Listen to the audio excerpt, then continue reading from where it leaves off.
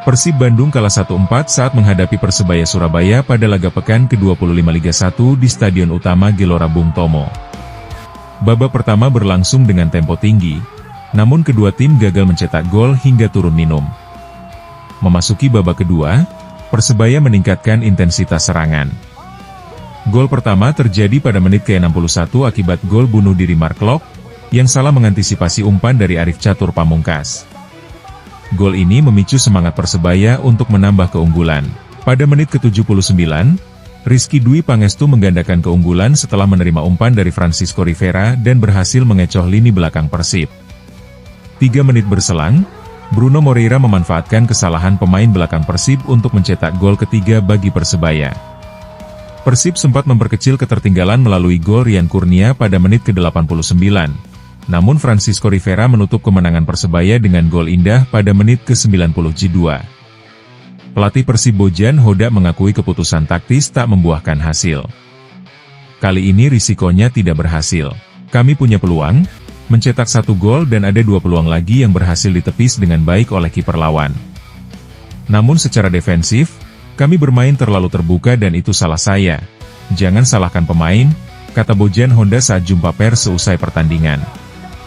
Hodak menilai hingga gol pertama tercipta, pertandingan masih berjalan berimbang, sebab timnya mengawali pertandingan dengan baik meski tak banyak peluang tercipta di babak pertama.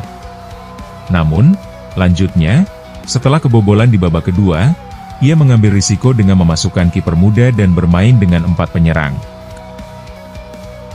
Kapten Persib Bandung Mark Klok mengakui hasil akhir memang terlihat buruk tetapi timnya sempat mengendalikan permainan sebelum kebobolan. Kalau kita kalah 4-1, pasti orang akan bilang Persib jelek. Tapi kalau dipikir-pikir, tidak ada yang salah dengan skor 1-0. Kami mendominasi 30 menit awal, hanya saja Persebaya mencetak gol lewat serangan balik yang luar biasa. Meski timnya kalah melawan Persebaya, Klok berharap seluruh supporter Persib tetap memberikan dukungan dan semangat karena masih ada 9 pertandingan lagi di Liga 1. Bojan Hodak mengaku pergantian kiper sebagai bagian dari strategi. Sayangnya, pergantian ini menjadi malapetaka bagi Persib Bandung. Ditariknya Kevin Ray Mendoza menimbulkan kekacauan komunikasi di lini belakang sehingga Persib Bandung kebobolan 3 gol tambahan di 13 menit sisa pertandingan, sehingga kalah 1-4 dari tuan rumah. Pelatih Persebaya Paul Munster menyebut kemenangan itu sebagai momen istimewa karena mengakhiri penantian sejak 2018 untuk kembali mengalahkan Maung Bandung pada Liga Resmi. Munster memuji performa timnya. Kami terus melaju. Begitu kami mencetak gol pertama, saya yakin kami akan mencetak gol kedua, ketiga dan keempat. Malam ini, secara keseluruhan, penampilan mereka sangat bagus, kata dia dalam konferensi pers setelah pertandingan di Stadion Gelora Bung Tomo. Munster menilai timnya tampil agresif dan penuh energi sejak babak pertama hingga peluit akhir dengan terus menekan lawan serta menunjukkan performa yang solid sepanjang pertandingan. Pelatih asal Irlandia Utara itu juga menegaskan jika kemenangan malam ini dipersembahkan untuk mantan pemain dan pelatih Persebaya, yakni Bejo Sugiantoro. Bahkan, lanjutnya, selama sesi latihan pekan ini, tim telah mempersiapkan diri dengan motivasi tinggi demi meraih hasil terbaik. Ini penghormatan untuk mantan pemain, mantan pelatih kami. Kami sangat termotivasi untuk pertandingan ini. Dan di lapangan, kami menunjukkan apa yang bisa kami lakukan. Munster memastikan Persebaya akan tetap fokus pada laga berikutnya. Kami mencetak 4 gol malam ini, yang bagus. Tapi yang penting bagi saya adalah semua orang bersatu dan terus berjuang. Sekarang kami fokus pada pertandingan berikutnya. Sementara itu, Rizky Dwi Pangestu yang mencetak gol pertamanya bagi Persebaya dalam laga ini mengaku, kemenangan diraih berkat kepercayaan penuh pada rekan setim dan pelatih. Kami yakin bisa menang hari ini. Kami percaya pada satu sama lain, pada pelatih. Saya ingin mengucapkan terima kasih kepada Coach Paul dan seluruh tim.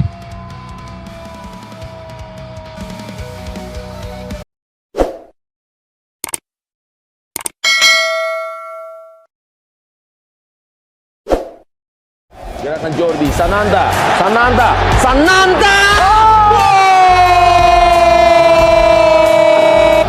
Ya, jangan pernah biarkan Ramadan Sananta menghadap gawang.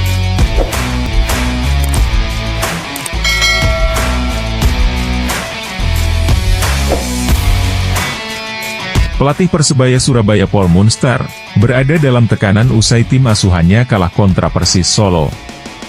Kekalahan 1-2 Persebaya dari Persis Solo memperpanjang tren buruk bajul ijo yang tak pernah menang dalam 6 laga terakhir.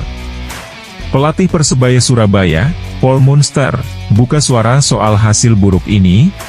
Ini adalah kekalahan kelima dalam 6 pertandingan terakhir bajul ijo.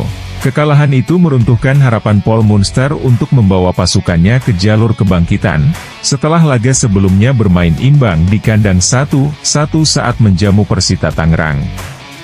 Total mereka kehilangan 17 poin dalam 6 laga terakhirnya, sehingga posisinya yang semula kokoh di puncak perlahan tergeser. Persebaya yang sempat berada di puncak klasemen dalam beberapa pekan, terus melorot. Setelah hanya memetik 1 poin dalam 6 pertandingan, mereka masih berada di posisi ketiga tetapi terancam tergusur dari 3 besar. Dalam laga ini, Persebaya memang tampil tak dominan terutama di babak pertama. Namun di babak kedua, Persebaya justru harus tampil dengan 10 pemain setelah Gilson Costa di kartu merah. Persebaya justru diganjar kebobolan di menit akhir oleh Persis Solo. Gol dicetak oleh Ramadan Sananta dengan tendangan melengkung ke gawang Ernado Ari.